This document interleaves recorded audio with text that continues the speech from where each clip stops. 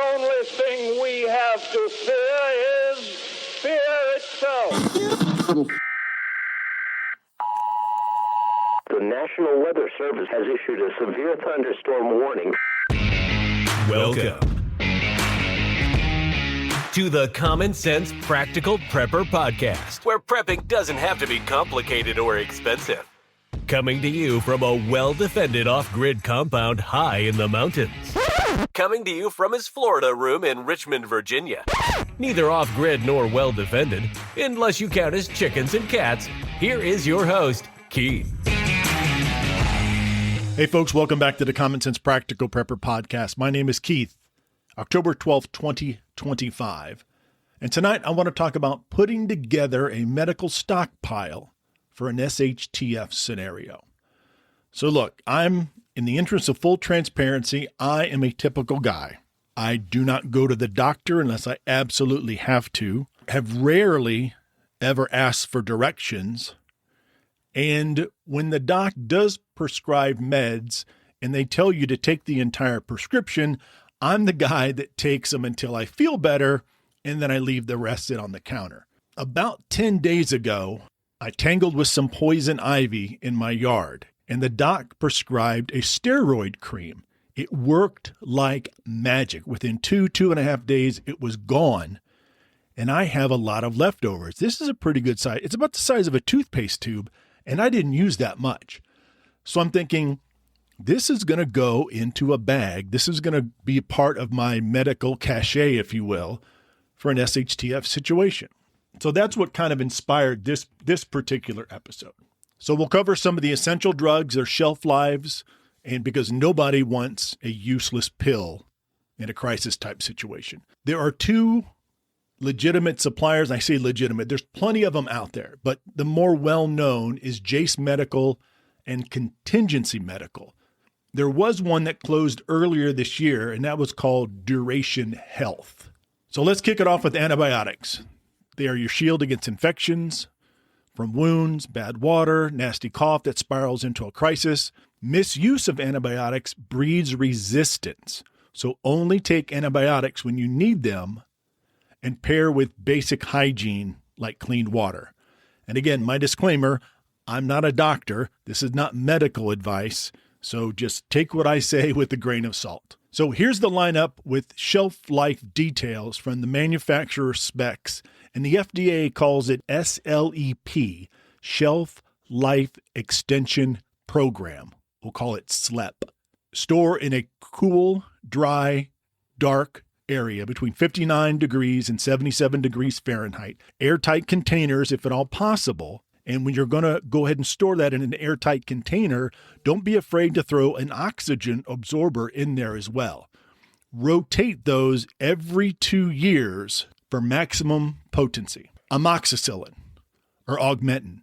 It's a broad spectrum antibiotic, pneumonia, skin issues, UTIs. Tablets last between 2 and 3 years. And the FDA, the SLEP says up to 5 if sealed correctly. So watch for an odor, any change of colors. Now a suspension, so like a liquid antibiotic, 7 to 10 days max once you mix it up. So tablets only. Do not try to store your antibiotic suspension for a long period of time. Doxycycline, Lyme, lung bugs, waterborne diseases, a rock-solid antibiotic, 2 to 3 years standard. SLEP, 5 to 10 years if sealed correctly. And some lots remain potent out to 12 years with about 90%, give or take, of their strength. Again, keep in a dry, dark area. Doxycycline is a prepper's favorite. Erythromycin or a Z-Pak, strep, diarrhea, some STDs, tablets 2 to 3 years, and SLEP 5 to 7, again, if sealed correctly. Blister packs, the ones you can never get the pill out of, and when you do, it's in a million different pieces.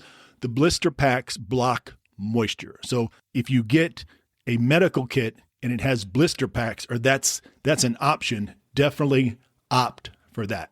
Flagyl, if I'm pronouncing it right, Flagyl. I have not heard of this one. Gut parasites, dental issues, SLEP says 5 to 8, light sensitive, so put it in a dark container, and Cipro, UTIs, diarrhea, anthrax, 2 to 3 years. SLEP says 10 to 13 if sealed and stored correctly. All of these meds have to be stored in a dry, relatively cool, dark atmosphere. We'll be back after a quick break. Hey, Common Sense Practical Prepper listeners. Want reliable, long-lasting food for your preps? Augustin Farms has you covered with top-quality freeze-dried and dehydrated meals, veggies, meats, and more. Shelf-stable up to 25 years, made in the USA, and actually delicious. Great prices, even better product. Use my affiliate link in the show notes. Don't forget to use the coupon code PODCASTPREP at checkout for an extra 10% off. Stock up now and prep smart. Back to the show.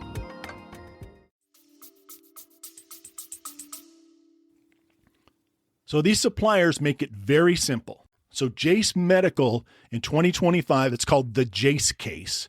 At the writing of this script, it was $290. Packs all 5 in a teal-colored hard case, covers 50-plus infections. It's a quick online eval. Doc signs off. It gets shipped to your local pharmacy. Some of the comments and suggestions on X is that Jase's yearly family stash is shipped. No virtual call needed.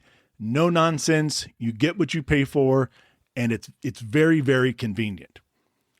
So Contingency's Medical Reserve Pack, $299, basically matches what the Jase case has. Nausea, strep, UTIs, with a year-long doctor consult. Reddit calls it the sweet spot between a Jase case and then a more expensive custom kit that you would kind of piece together a la carte. And of course, Duration Health, they're out of business, but if you have one of those kits, hang on to it. You'll have to pivot to Jase or Contingency or another company pretty soon. They're all HSA, Health Savings Account eligible, so tax-free. Antivirals, chronic meds, and pain relief. So antivirals and chronic meds, hypertension, diabetes, asthma, a 6 to 12 month stash is critical. Pharmacies will run out of this, and then the looting will begin, so don't expect anything to be left over in your pharmacies. Pain relievers, you got to have them. Tamiflu, 5 to 7 years. SLEP, up to 10. Store in a cool, dry area. Cyclovir, shingle flare-ups, 2 to 4. Up to 7, according to SLEP, if it's sealed correctly. Blood pressure meds, 2 to 5 years. Insulin, 1 to 2 years refrigerated, 1 to 2 months room temperature. So make sure you have a cooler or some place to keep those meds cool. Thyroid meds, 2 to 4 years. Keep it away from moisture. Albuterol inhalers, 1 to 2 years. And again, make sure you check your med case every year and be prepared to rotate out some of the things that are about to expire. Now, with these meds, even though they have quote-unquote expired, they still have not lost all of their potency, but they're not as potent as the day you picked them up. So the poison ivy steroid cream, I believe it was a hydrocortisone derivative or something like that, 2 to 4 years shelf life if I keep it cool and sealed. So I think that is exactly what I'm going to do. Put it in a bag and maybe an oxygen absorber just to be on the safe side. And I'm going to keep it in my med case once I put that together. So the Jase Case Daily, service chronic needs, a year's supply, no fuss. Contingency offers trauma kits, asthma options with a year-long doctor hotline. Imagine off-grid advice for a year from the docs. Now again, everybody's needs are different.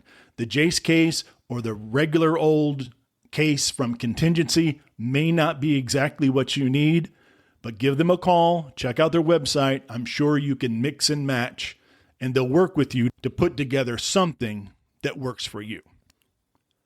I was curious about extending the life of medication, if it was vacuum sealed or freeze dried. I was just curious about this. So can vacuum sealing or freeze drying your meds stretch their shelf life? Vacuum sealing, pulling all the air and sealing the meds in airtight bags or containers, is a very good idea. It cuts down oxygen, moisture, the two biggest culprits in degrading drugs like antibiotics, the hydrocortisone cream.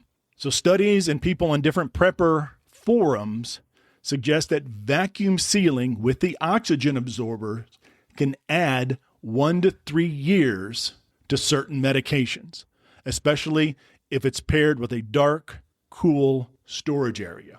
Now, there's no guarantee. I haven't read any official studies whether or not this is actually going to extend the life of the medication significantly, but if you have the opportunity to do it, it's not going to hurt it. Let's put it that way. Now, as far as freeze drying, that's an absolute no-no because it is not going to work at all.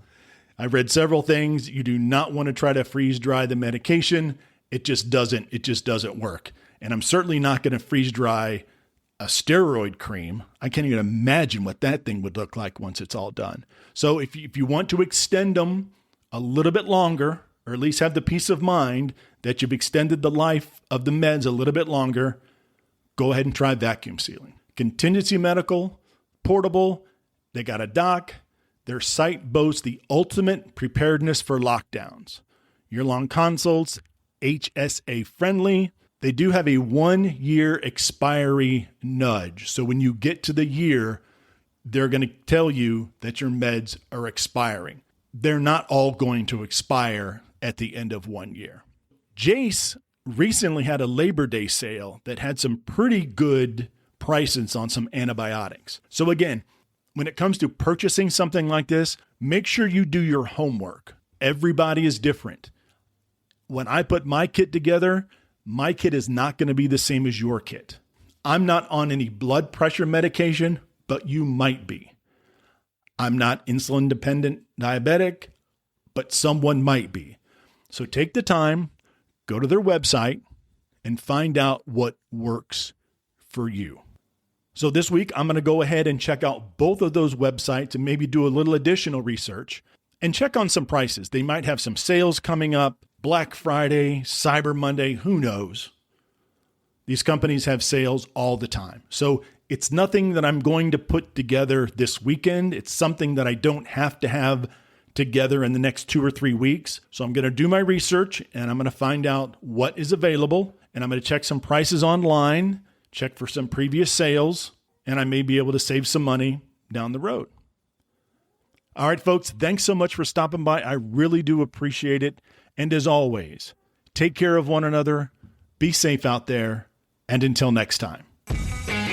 Thanks for listening to the Common Sense Practical Prepper Podcast. Be sure to subscribe so you don't miss an episode.